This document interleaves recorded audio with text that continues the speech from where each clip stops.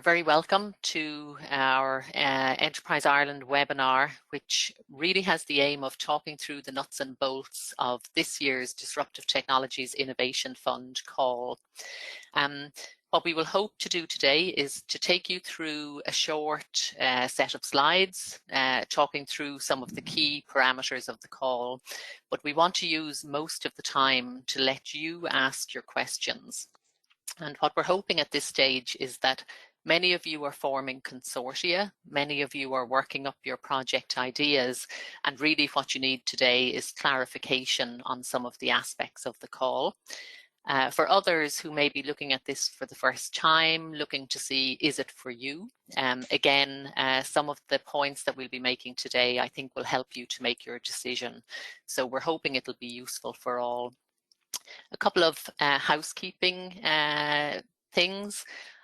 One, we will make the presentation slides available to you after this, and we will share a recording with a frequently asked questions document. So please don't worry about that. The other is that it's open for any and all questions. This is your opportunity. It's a competitive call, and so we only reply to specific queries where we're doing it in a public setting, and that essentially is what we're doing today. So with that, I'm going to walk through the slides. The team will join me subsequent to that. We have myself, Imelda Lampkin. I should have probably introduced myself. And I'm joined by Jackie Fitzgerald, Gerard Land and Jessica Reynolds, the members of the Dtif team at Enterprise Ireland. And we're happy to have our Department of Business, Enterprise and Innovation colleagues online as well. So Jessica is going to help me with the slide presentation today. And Jessica, if you could move on to the first slide, please. So I think everybody is aware that this is a very significant fund in the Irish context, 500 million euros over 10 years, and 360 million of that remains to be allocated. And just to highlight the aims of DTIF, it's really enterprise focused, exploiting enterprise opportunities associated with disruptive technologies by de-risking projects. It's absolutely focused on collaboration, and so it's bringing enterprises together, bringing enterprises in some cases together with researchers from the public research system. We very much like to see it building on research in Ireland, research that is taking place in our research performing organisations, and really leveraging that research for commercial impact. We're looking to build bigger, better, deeper, wider collaborations between public and private sectors. And really, in building these teams, we're looking to have a growing capability to engage in international partnerships around the development and deployment of disruptive technologies. So next slide, please, Jessica. So just to show you the definition that we use of disruptive technology, really it's technology that has the potential to drastically alter markets and their functioning, and to significantly alter the way that businesses operate. And it is product or process focused, but it can also involve the emergence of a new business model. We have talked a lot about disruptive technology with regards to it being truly disruptive. It's not incremental steps in the development of technology. It's not relatively radical innovation within a market. It's absolutely focused on something that's dramatically altering those markets.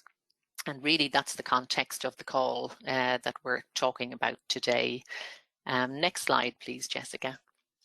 So to start talking about the parameters of the call, proposals must fall within the areas of our national research priorities.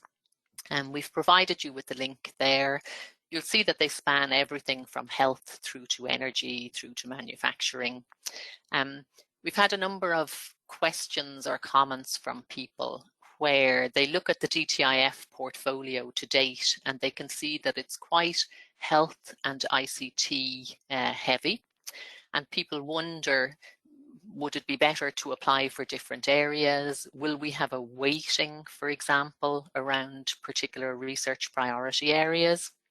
And I think for today, your take-home message is absolutely not. From our point of view, it's good, really leading projects in any or all of these areas are what we're looking for. Next slide, please, Jessica. So I think this is a pretty important slide for those of you who've been looking at or involved in DTIF to date, and it's the changes between what you saw in the call last year and this year. Two key changes. One is the selection criterion of, we have 4 selection criteria, and I'll show you them a little bit later in the presentation, but we have one criterion which was economic and market impact, and you'll see that it's changed to economic impact and sustainability. And this is very much in keeping with most government initiatives nowadays, where it's incorporating the commitment of the Climate Action Plan. And you'll see some particular terminology around what we're looking for within that selection criterion. The other pretty significant change is that we were looking at economic impact outputs demonstrable within a 3 to 5 year time frame. And that has now been increased to a bigger span of 3 to 7 years. And we're hoping that that will assist many of our applicants. So next slide, please, Jessica. The call criteria, as I mentioned, we have 4 call criteria. These are essentially what are used to score the proposals. It's the strength of the disruptive technology dimension, economic impact and sustainability. And then we have excellence of the overall proposal and approach, and quality and efficiency of the collaboration. And really it's a reminder to all, we score on all 4 criteria. Your application must pass all the threshold for all of those criteria. And we've shown you the scoring system in the guide for applicants with a minimum of a score of 60 to be above threshold in any or all of those. Next slide, please, Jessica. So again, I think this is a pretty important slide. It's what we're looking for in terms of the types of projects. You really, really need to ensure that you fit with all of these. So we're looking for a lead partner with a strong project management structure, bringing together that consortium. We're looking at a minimum funding request of 1.5 million euros, typically over a 3-year project. And enterprise partners must provide matching funding. So companies are funded 50% in this particular scheme, and that's an absolute requirement. The collaborations must have at least 3 partners with at least 1 SME and 1 other company. And so people sometimes are confused with that. 3 partners as a minimum. That could be 3 companies. That could be 3 SMEs. It could be 2 SMEs and a multinational. It could be, 2 multinationals and an SME, or it could be 2 companies with an academic partner. We'll talk a little bit more about that as we go along. For the companies, they must be clients of Enterprise Ireland, IDA, or Údarás na Gaeltachta to draw down funding, or eligible, academic researchers in our research providing organisations. And really, we're looking for collaborations that are not business as usual. DTIF is aspiring to be bigger in terms of business, in terms of research, and in terms of the scale of funding. It's focused on industrial research, and that's something I'll come back to again, but it's not early stage fundamental research, maybe in an academic kind of a context of that. And it's not experimental development, which is very far down the product development cycle. It's right in the middle in terms of industrial research. And really, we're looking for meaningful collaborations. We're looking for that single project that brings together partners where every partner has a very defined role in the project. And it's not a bundling of everybody doing a little bit of something they wanted to do elsewhere that actually they could do elsewhere. That this consortium, every partner is essential and is needed to achieve the single project. So Jessica, if you could move to the next one, please. So that's just a slide to show you where industrial research falls. And we show it to you in the context of the technology readiness levels. You'll see that it sits there within technology readiness levels 3 to 7. Not at that early stage and not at that very late stage. And within that industrial research, we're really looking for novelty. Something new, exciting, and absolutely disruptive. Next slide, please, Jessica. A couple of notes, and quite important ones, I think, for many of our applicants. For life sciences projects, clinical trials can be funded under DTIF. We fund phase 1 to phase 2A. So that's something to note, that these can be included as part of your industrial research activity. Another point to note is that for small companies, we can provide pre-finance, and maybe in the Q&A we'll talk a little bit more about the financial model that we use. But basically, for company participation, companies incur costs, and we provide the grant out in payments based on the costs incurred. But for small companies only, we have an opportunity to provide pre-finance of up to 1/3 of the grant where necessary. And again, we've provided some details of that in the guide for applicants.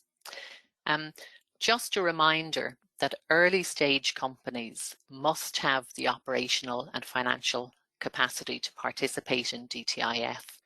And it's just a reminder, we might come back to it in the questions and answers.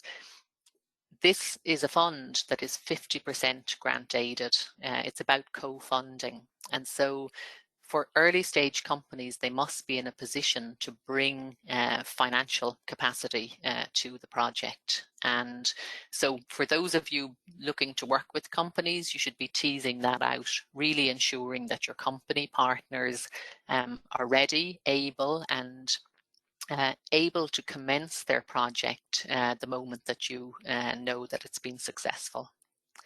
Next slide, please, Jessica.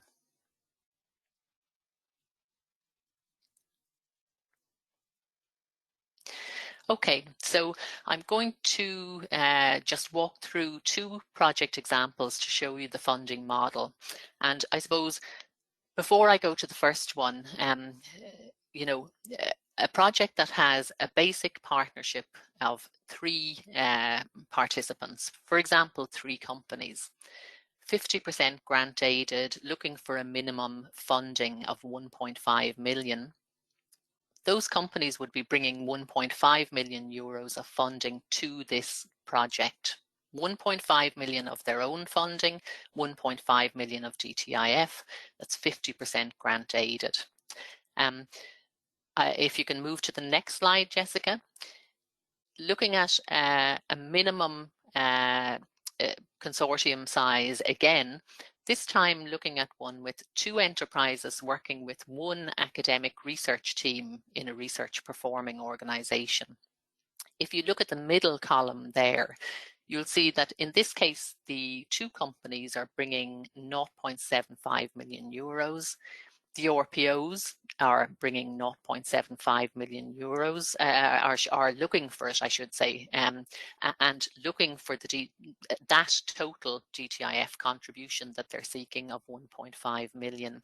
And you can see there that the enterprises are 50% co-funding. You can see their total budget of 1.5.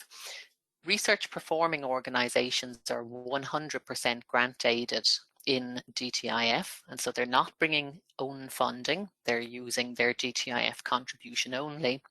And you'll see that for the 1.5 million euros of DTIF contribution, we have a 2.25 million euro total project cost.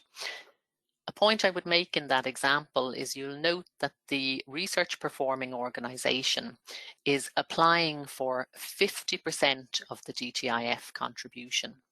So 0.75 million there on the 1.5 million euro request. And it's a point that we wanted to stress to you today. We saw a lot of confusion about the 50% funding to RPOs in the last call. So the key message for today is it's 50% up to 50% of the DTIF contribution can go to research performing organizations.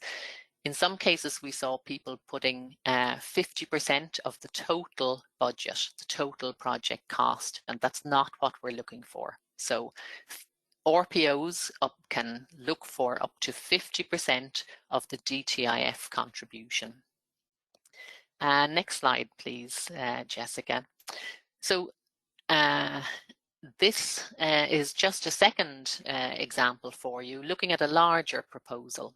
And in this case, you might have perhaps one or more SMEs working with a number of perhaps multinational corporations and research performing organizations.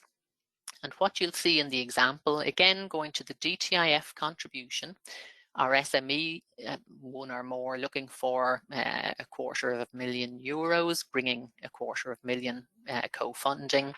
In this case, our large enterprises DTIF contribution request of 2.75 million euros. So perhaps this is the type of project led by a multinational corporation, bringing very significant co-funding, 2.75 million. Our RPO, our academic researchers, looking for 2 million, and a total DTIF contribution there of 5 million on a total budget for the project, a total project cost of 8 million. And if you crunch the numbers, again, coming back to the point around the RPOs looking for less than 50% of the DTIF contribution requested in the particular projects. And just a reminder that while we have a minimum request of the 1.5 million, we're looking for these large projects. And, you know, a nice example there of an 8 million euro project, we're looking for this type of scale in DTIF. Next slide, please, Jessica. So just to tell you, the guide for applicants is up on the website. The indicative application form is there, and that shows you what we will be looking for when we open our online submission system. Next slide, please, Jessica. Okay, so just a little aside at this stage, we have put a template consortium agreement up on the website.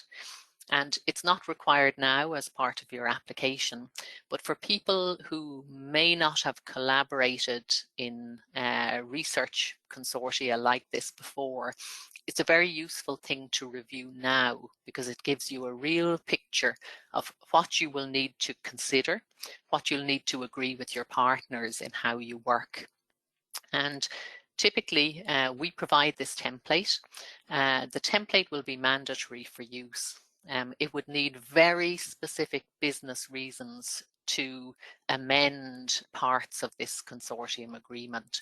But really, we provide it because it gives a framework for you as companies and academic partners to agree how you'll work. And it takes the sting out of it a little bit if we provide the template rather than you having to each go through this with an awful lot of legal wrangling, for example. I suppose one point I would make around the consortium agreement is that it describes a lot of things to consider around the management of intellectual property. People often ask us, do we own part of it? Do we form part of the negotiation on IP? And absolutely not. You own your IP, you negotiate your IP with your partners, you agree how you're going to work, and that consortium agreement will be for you and your partnership. Next slide, please, Jessica. Okay, so that's just to show you the timeline. You know that the deadline is the 17th of December. We'll do an eligibility check and we'll get these applications out to our international panel of experts as quickly as we can. Applications that are shortlisted will be, the teams will be invited for interview with the international experts. This will take place virtually, like everything these days. And we're looking to have an announcement of our successful projects by Q1. Next slide, please. So that's it. We've got several contact points or website links there. A couple of ones that I would point you to for formal notifications of any kind. You should keep an eye on the department Twitter account, for example, to really take a look at DTIF to understand the community at large. We'd recommend that you follow the Enterprise Ireland Twitter account at Disruptive EI. If you take a look at it even today and scroll back down through it, you'll get an idea of some of the existing projects and some of the type of company news that we're seeing among the DTIF community, all of which I think would give you a feeling for the type of project or project idea that you could bring to the DTIF if you're thinking of applying. So with that, I think that's our slide presentation complete. And what I'm going to do now is I'm going to ask my colleagues, Jared and Jackie are going to join me, and we're going to open the floor to questions. And as I say, we're open to any and all questions. Feel free. That's what we're here for. We'll take it very informally. If we can answer them right now, we'll do it. If we have peculiar ones that we haven't a clue and need to go away and consult on, we'll do that as well. Really, it's over to you. Maybe Imelda, I'll pop in with the first one. There's one in requesting some information regarding whether an LEO client can be considered an SME partner and if they can draw down funding. So maybe for people who aren't familiar with the terminology, I'm assuming that that's a local enterprise office client company. Correct. LEO clients are not eligible for funding under DTIF. The vast majority of LEO client companies would probably not be carrying out R&D at a scale suitable to the DTIF program.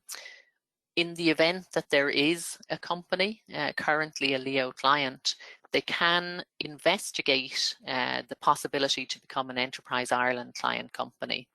And that would be typically a company that's going to grow its exports, grow its scale, for example. And in the guide for applicants, for potential clients, we've put in a series of starting points for approaching Enterprise Ireland, IDA, or Údarás os na Gaeltachta to become a client company.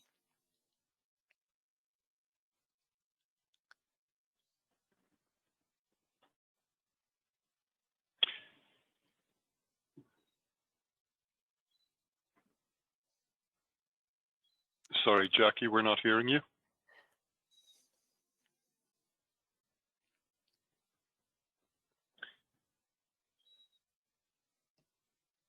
Maybe Imelda, I'll come in with another one. We're not hearing Jackie there. Okay, there's another question here. What's the position for partners based outside Ireland? what we look for in the DTIF consortia is a minimum of 3 partners based in Ireland who are eligible to draw down DTIF funding. You could have an overseas partner on top of that, but that partner will not be eligible for funding. Okay, thank you. And there's another one here. Does each partner have to provide an equal amount of matching funding? In other words, if there was a 1.5 million DTIF grant, would each partner have to provide 500,000 each? No. You as a partnership need to really hammer out what is needed in the project, who's doing what, and then what are the costs associated with it. We are looking for a partnership, you know, for example, that minimum of 3 solid partners. And in the guide for applicants, I think we have a comment in there suggesting that partners should be, you know, in there to account for at least 10% of the project activity, I think is the wording that we state. And it's very much to show that it should be a solid, well-working partnership without any partners who are in there for, you know, some very tiny piece of this and perhaps not doing a very significant industrial research activity. Okay, and there's another one regarding co-funding. What are the costs? Are we accepting costs for people and time? Or are there other costs that we'll accept for co-funding? We have a very detailed breakdown of all of the costs that can be covered under the scheme in the guide for applicants. So what I would recommend is that you would take a look at those. A typical DTIF project will be relatively high on salary costs with some materials, consultancy and capital expenditure costs associated with that, all to a smaller extent. So, you know, if you think about it, it's high-end, high-scale research and development activity. And so we're looking at the funding of research teams to carry out that activity. And does the RPO have to be based in the Republic of Ireland? Another question there. That's an easy one. Yes. Thank you. We've got one here on when call 4 might take place. We haven't even got to call 3 yet. Yeah, exactly. I think all we can say at the moment is we've operated an annual call every year for the first 3 years, and I would think we'll expect call 4 in the next calendar year. There's one in here in terms of multinationals. Does the research spend have to take place in Ireland? Yes. And again, in the guide for applicants, our terminology in there is that the majority of activity must take place in Ireland. Now, we fully acknowledge that some activities will take place overseas. And, you know, I mentioned, for example, clinical trials where some of these activities may take place in the States or whatever. But the vast majority of the activity should be here. Right. In terms of minimum participation, there's a question here suggesting that 10% seemed to be the case last year. Is this also the case in terms of the participants' participation in the project? Yes. Yeah, and I think, again, just check the terminology in the guide, but it's 10%, yeah. Yeah. And there's a question on whether DTIF can be co-funded by other European funds, for example, the EU Innovation Fund. No.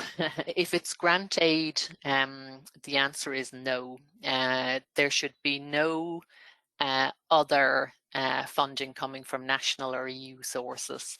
Now, I know if, for example, the person asking the question is looking at European Innovation Council funding, where they are increasingly moving to an equity model, an investment model, that's a different situation.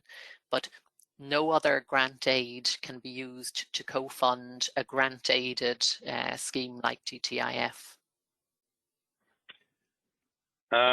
There's a question here on clinical trials. Could clinical trials, let me start that again. However, for companies where certifications can be included, which may require future experimental development, can that be funded? I think we would need to have more detail really to comment on that. I suppose, again, a key point I would make with regards to clinical trials and how far along the way they will be allowed to progress. These are industrial research projects. It's funding of industrial research where if a trial activity is needed as part of that, it can be included. But it is not a mechanism for funding clinical trial activity. There is a question on whether... Imelda, there's one here where it says... Go ahead, Jackie.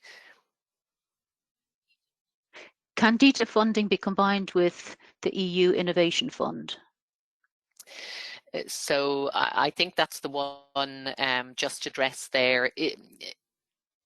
No, no is the answer, I would say.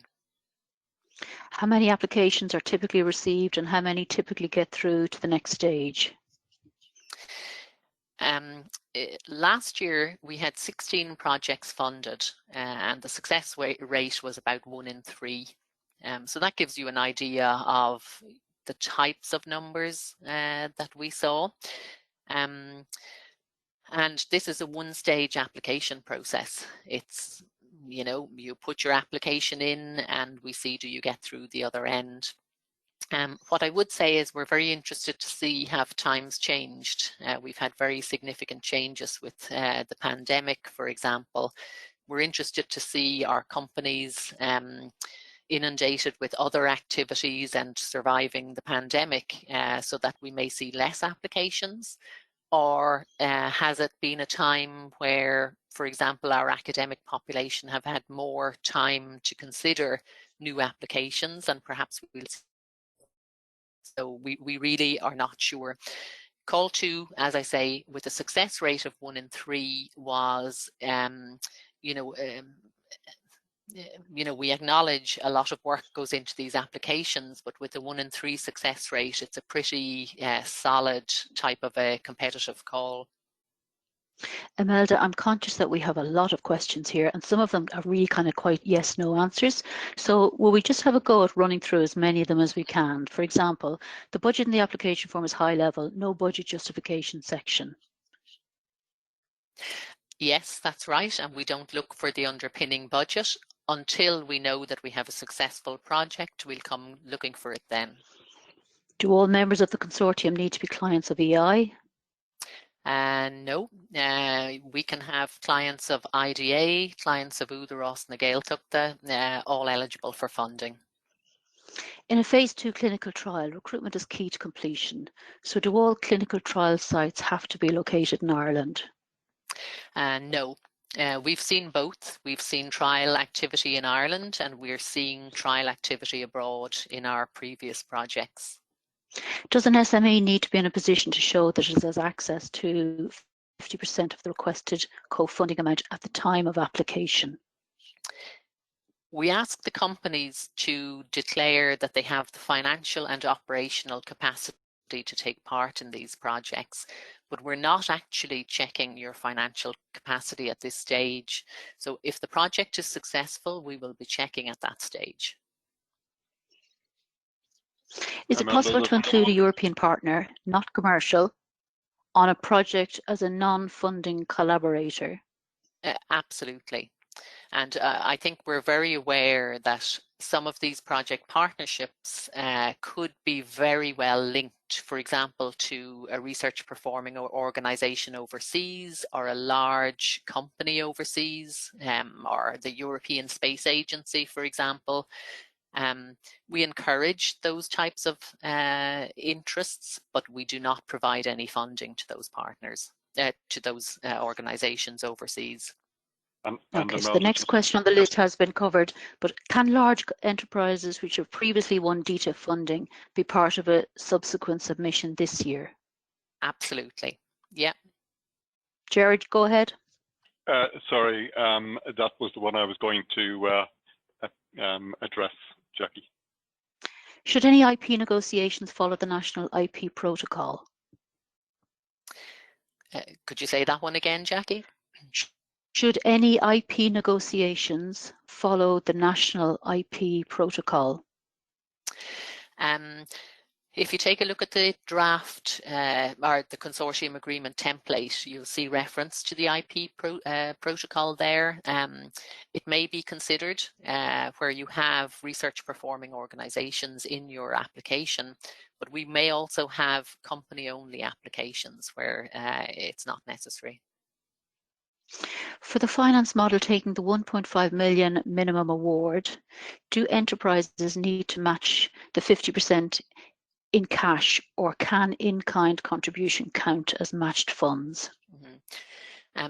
There are no in-kind contributions in this fund. So it was something I mentioned earlier. The model is that it's based on costs incurred by the companies. So the company incurs costs, maybe for salaries, materials, whatever. They submit a claim to us at Enterprise Ireland. We review technical progress, we review the financial claim, and we provide a payment of the grant back to the company. So that is the model. There are no in-kind contributions. For RPO applicants, and this is about their employment contract status, can permanent staff members or contract researchers work on the projects? In the guide for applicants this year, I think we probably weren't clear enough on it last year.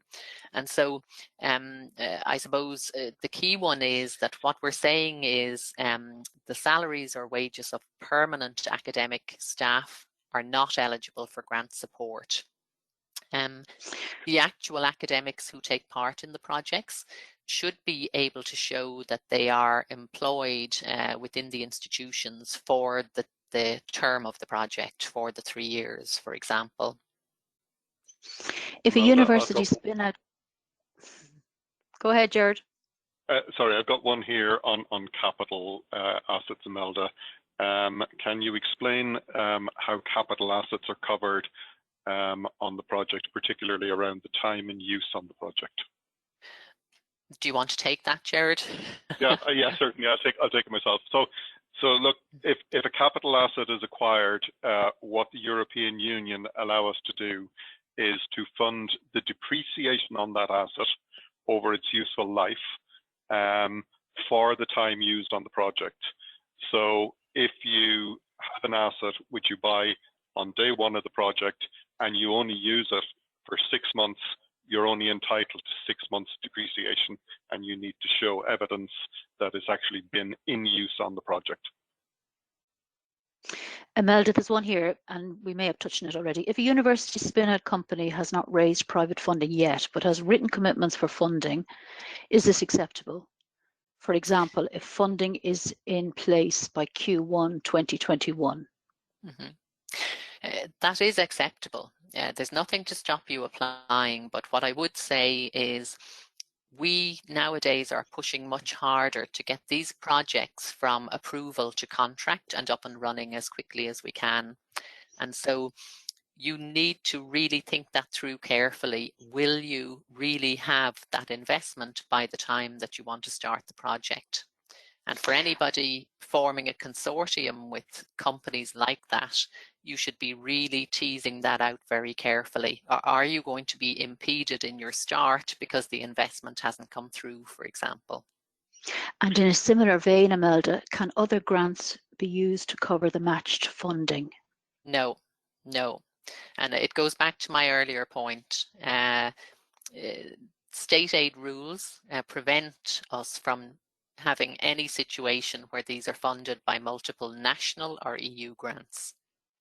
Are there any restrictions on who can lead the consortium, i.e. does it have to be an RPO, an MNC or an SME? No, no guidance from us. What I would say in the project portfolio to date is that the vast majority are led by small research intensive companies. We have a small number of academic researchers and a small number of multinational corporations leading projects. And of course, we'd love to see more, but you know, it's whatever makes sense for the project.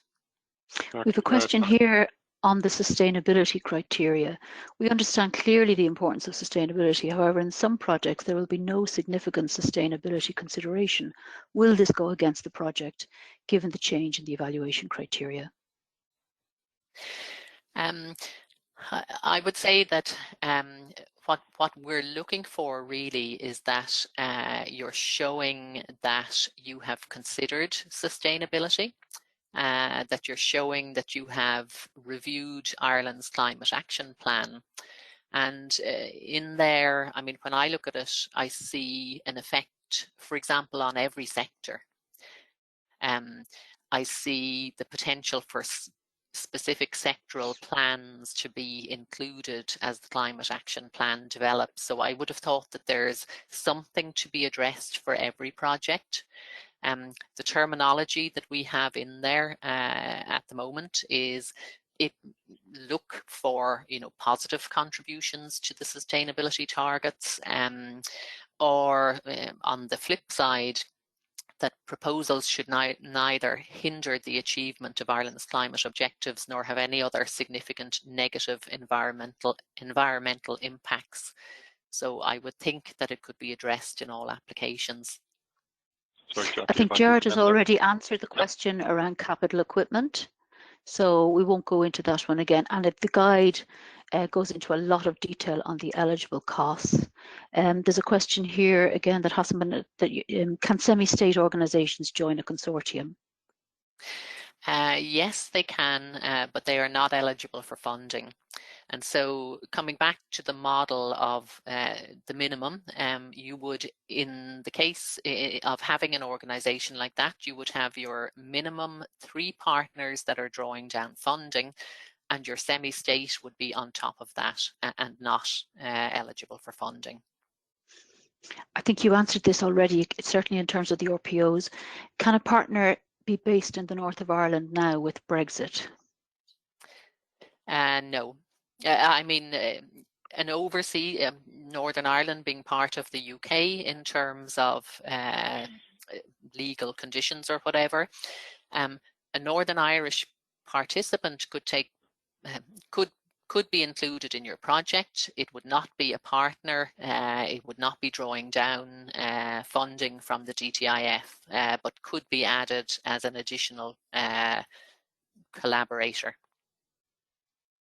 Can you comment on the categories of money that can be spent, that the money can be spent on? Can you also comment on the overhead rates for SMEs and for RPOs?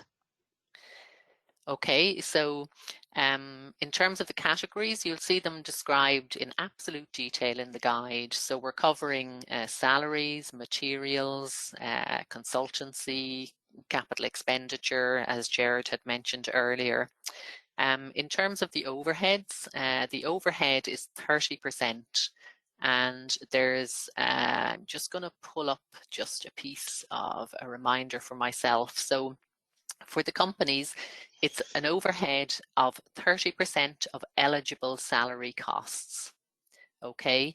For the RPOs, it's a little bit different, and most of, our research office teams can help any of our academic researchers with that. But for example, it's 30% of modified total direct costs excluding capital equipment for RPOs. While the call is enterprise focused, is there any indication an application led by an RPO would be negatively reviewed or negatively impacted due to the lead? No, none whatsoever. It's what makes most sense for your team and your project. A question, somebody is asking, can you go over the call criteria again briefly, especially criteria 3 and 4? Yeah. So I'm just thinking, would I get Jessica to pull up the slide again? But possibly it's not necessary. But so it's the strength of the disruptive technology, the economic impact and sustainability, quality of excellence of the approach, and quality of the collaboration are essentially the 4. There's a question here, how about a HPSU? Are HPSUs eligible? Yes, they are. Yes, yeah. You've answered this one about are semi-state companies eligible? You've already answered that. And I see that Jessica has the eligibility criteria up actually, which we put in at the back of the presentation. So we have the eligibility criteria 1 to 4 there. And then the final one's 5 to 8 there. And as I say, going back then to the selection criteria of the 4 headings, where you can take a look at the bullet points under each of those in the guide for applicants. There's a question here, international partnerships was highlighted early in the call as a goal or objective. Can more information be provided, please? Say that again, Jackie. International partnerships was highlighted early in the call as a goal/objective. Can more information be provided, please? So where we have listed in the objectives that we would like to see DTIF consortia going out to being able to compete internationally in European or global initiatives, really what we're looking for is that these consortia could go out, for example, and compete for Horizon Europe funding and stand up and be counted at scale, winning funding like that. So really that's what we're looking for. Again, probably asked already or covered already, but if we have a company in the EU who is becoming an IDA client or is an IDA client, are they eligible to draw down funding? They can apply as a potential client company, but they must be a client company to draw down the funding. So by the time they're successful and ready to sign contracts, they need to be a confirmed IDA client company. So what we would recommend is that if that company, if the team is not already talking with IDA, they should be, and they should start that process immediately. And we have a footnote in our guide pointing you to an entry point to IDA to start that discussion. And Imelda, just a follow on that. It is for work that the company does in the country. It's not to support their other international sites. You've answered this already, but are in-kind contributions from partners allowed, i.e. access to data, end users and market expertise? No. Yeah, I'm just going to, we leave it, no in-kind contribution. Can a company qualify if they are also in receipt of other R&D EI funding? Yes, DTIF is totally separate to any other funding that you have at Enterprise Ireland, IDA or European funding. This is separate. But bearing in mind, again, that point, you can't bring an existing project that is grant aided into this DTIF. There's a question here which says, can you please provide a case example of what a potentially dramatically altering market technology is? I might just say that on the Dtif on the Debbie website in the Dtif section, there are a number of examples of that. Isn't that right, in terms of videos and case studies and so on? So we could really spend the rest of the day, I think, doing this webinar if you go down to that road. And it's now 10 to 12, so we have 10 minutes left. Again, can the 50% contribution come from an international partner in the way of in-kind access to a test facility? You've already answered that in terms of in-kind contribution. You've also already answered, must all partners, including a large concern, be clients of EI, IDA, etc.? The answer is yes. What are the requirements of TRLs for the proposed technology? How is the distribution of this TRL requirements among partners? So what are the requirements? What TRLs are required for the that the technology needs to meet within? Go ahead, Jared. Maybe I'll jump in and answer that one. So TRL levels are kind of difficult because everybody's definition of them is different. All partners under this fund must be doing industrial research as defined by the EU. That's the bottom line on it. We can't fund ordinary development activity. It must be industrial research, if that clarifies it. Mm-hmm. There's a question on pre-financing. If a small company applying meets this criteria for pre-financing, but is part of a group, is the company applying for the Dtif or the group viewed for this criteria on the pre-financing approval? Maybe. So, or go ahead, Jared. Yeah. Maybe we'll take that particular question offline and we'll answer it in the FAQs. Yeah, exactly. I mean, you know, it's absolutely dependent on how that group is set up, what that defined size of the company is, for example. So, yeah, we can take it offline. There's a question on, can you talk to eligible costs, personnel cost on equipment, hardware or lab equipment?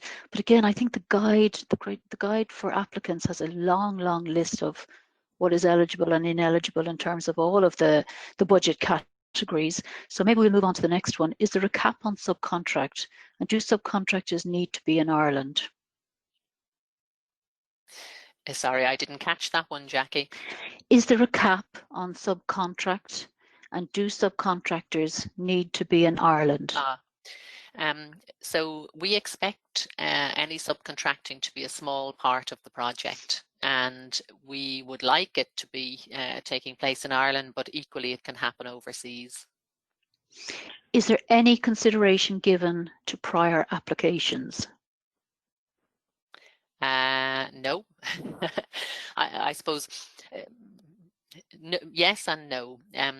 Prior applications that weren't successful, for example, last year, what we would love is that you would reapply.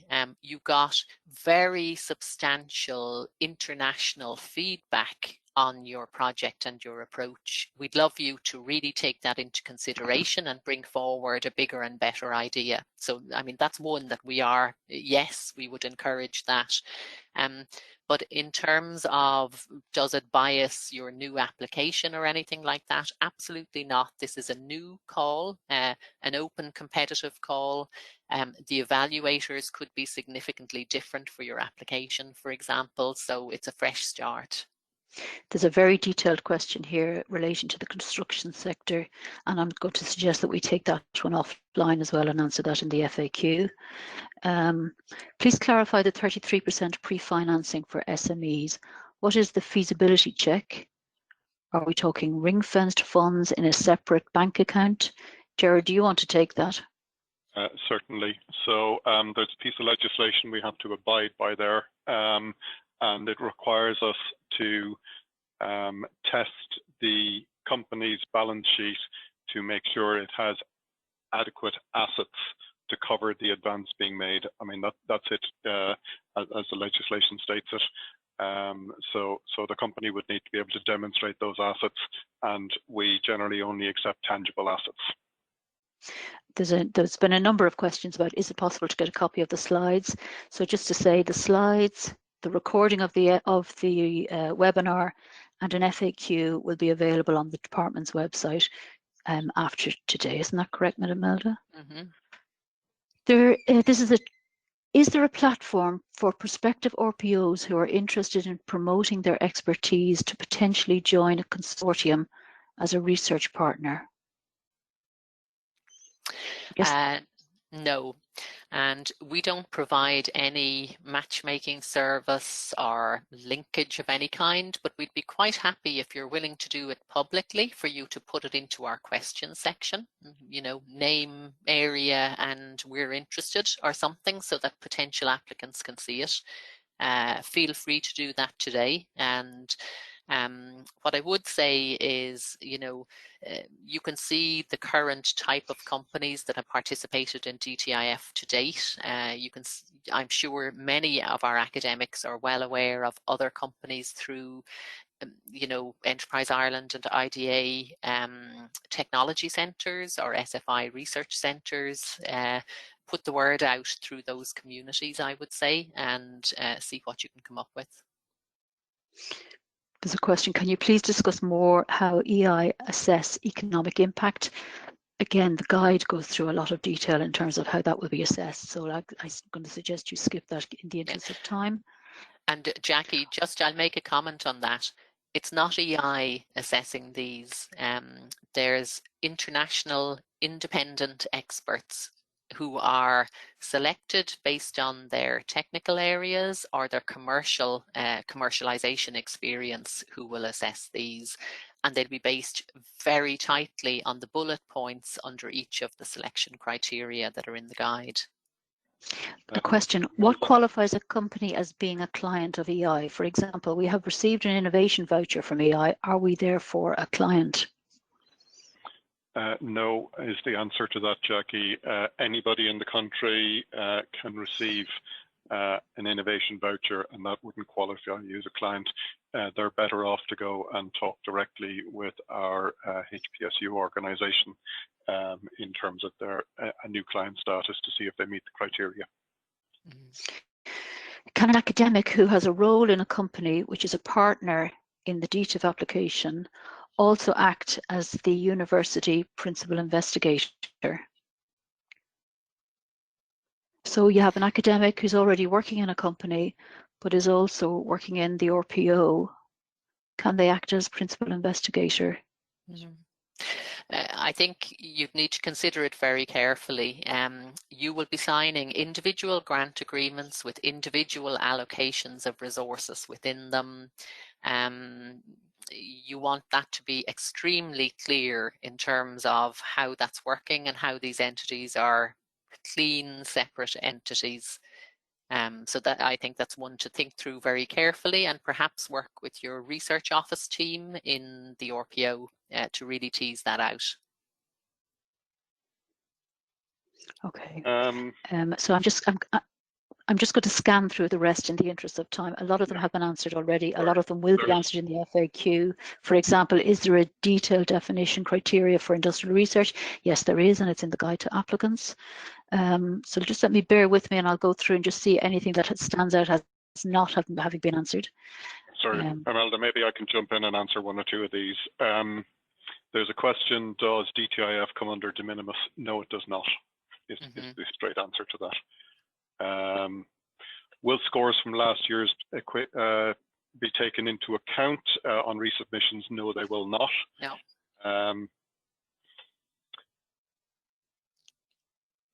Can we apply for Dtif funding during EI Commercialization Fund, or is it too early?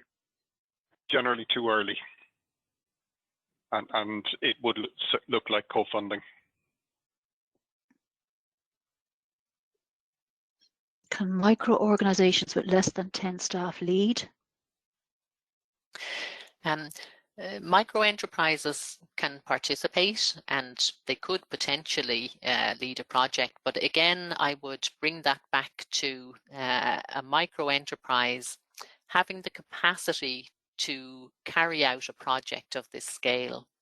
And if you take it back to a micro enterprise having a very significant research team in a very significant R&D lab, are they capable operationally and financially to do that? And in most cases they won't be.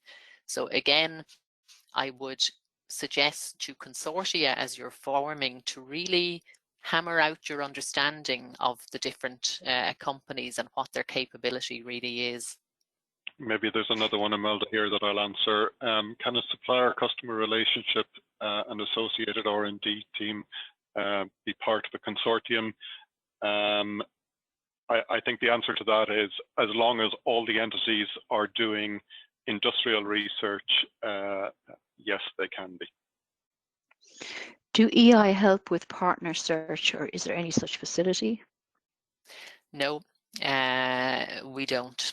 And as I say, I think you should look through, for example, the technology centres, the research centres, existing relationships with collaborators, make contact with the research officers in the research performing organisations, for example.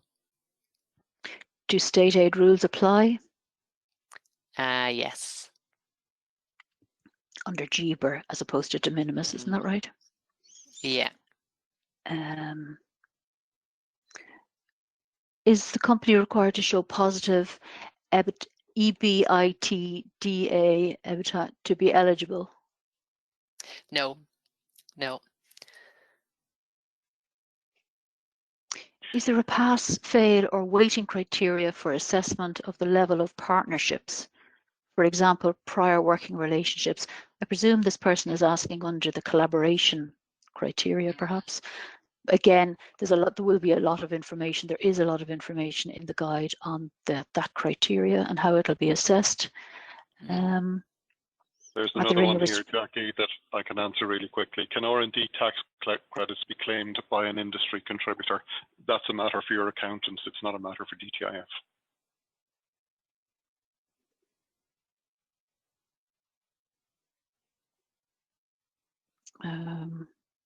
Hold on now, there's one here. In example 2 of the slides, the SME is getting 5% of the funding. Is this example proposal incorrect? I think it's 0.5 in terms of, it's not a percentage, I don't think, in that one. But again, the slides will be shared, so we can clarify that when we're sharing the slides, perhaps. So it's, go ahead, Jared. Sorry, can leasing costs for equipment be covered? Yes, they can, but only for the portion of time used on the project.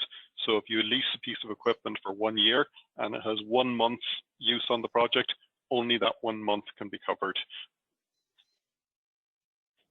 If a project is funded, what is the timeline to agreement signing and commencement of project approximately?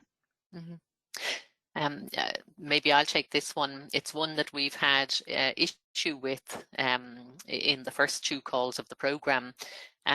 We would love to see these projects getting to contract within, you know, a 3-month period, within a quarter. But actually what we find is that we find legal discussions going on, we find ethical approvals going on, and we find small company partners who haven't got the investment ready. And so what we're finding is that the projects are starting everything from about 3 months to right through the year to actually get them up and running. And of course, our preference is for project approvals, fast, snappy to contract, and getting the projects up and running as fast as possible. Can any market validation and entry costs be covered under Dtif? No sales or marketing costs are included. I'm not sure if this is a serious question, but I'll ask it anyway. And maybe we'll make this the last one, Imelda. There's a question here: could a project take place in the Irish Sea, so between Wales and Ireland? I presume it's a marine type project or something. Of course it depends. What are the legal entities, the organisations taking part in this project, and what are they aiming for? What is the nature of the research? So that's all I can say, I think. So maybe this one is probably important just to make absolutely clear to people. You mentioned it's a 1-stage application. Is there no pitching this year? There is pitching, but I would categorize that as part of this one-stage application. So just to be clear on it, you will submit your application on the 17th of December. It will go to remote evaluation, and when or if it has passed the threshold, the consortium will be invited to interview with the expert panel.